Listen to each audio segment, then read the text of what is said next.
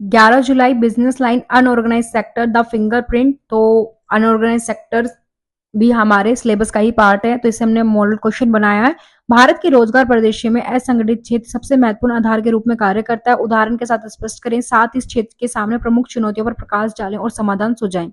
तो क्या होता है उसकी डेफिनेशन देखो पहले।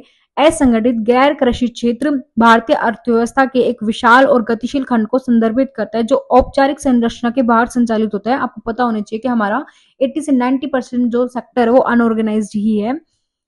और ये अब ये वाली जो रिपोर्ट है हम स्टार्ट कर रहे हैं। आंसर इसको याद रखना, annual survey of unincorporated sector enterprise, यह भारतीय अर्थव्यवस्था के असंगठित गैर कृषि क्षेत्र पर प्रकाश डालता है। यह भारतीय अर्थव्यवस्था की आधारशिला है।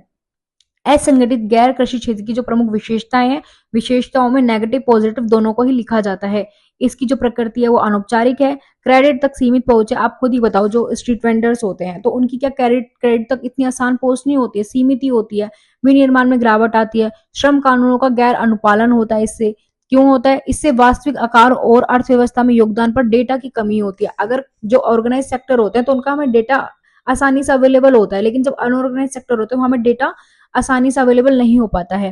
रोजगार का पावर हाउस है, इसकी एक पॉजिटिवनेस है कि भारत के 74% कार्यबल को ये नौकरियां प्रदान करता है। सीमित लाभ, आपको पता है जब ऑर्गेनाइज सेक्टर होते हैं तो उनका इंश्योरेंस, पेंशन, ये सारी चीजें फैसिलिटी उन्हें मिलती है, लेकिन जब अनऑर्गेनाइज सेक्टर होता है तो उन्हें ये सारी फैसिलिटी नहीं मिलती है। तो स्वास्थ्य बीमा, सामाजिक सुरक्षा का अभाव, नौकरी की असुरक्षा होती है, सेवाओं का प्रभुत्व होता है इसमें। तो इसके साथ साथ और क्या क्या होता है इसकी विशेषताएं, इसके साथ ही कम उत्पादकता, कौशल अंतराल, बाजार में उतार चढ़ाव जिससे अस्थिरता उत्पन्न होती है आदि भी असंगठित गैर कृषि क्षेत्र की क्या है, ये प्रमुख विशेषताएं हैं। अब इस क्षेत्र से जुड़ी समस्याओं को कम करने के लिए निम्नलिखित कदम उठाने चाहिए।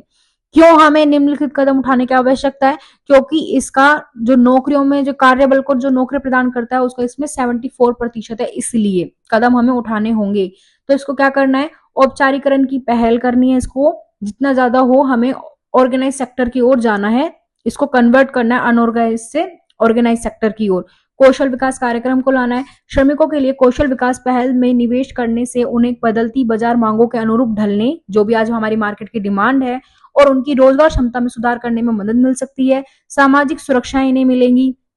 अनौपचारिक श्रमिकों को कवर करने के लिए सामाजिक सुरक्षा योजनाओं का विस्तार करना उन्हें कठिन समय के दौरान वित्तीय सुरक्षा प्रदान कर सकता है।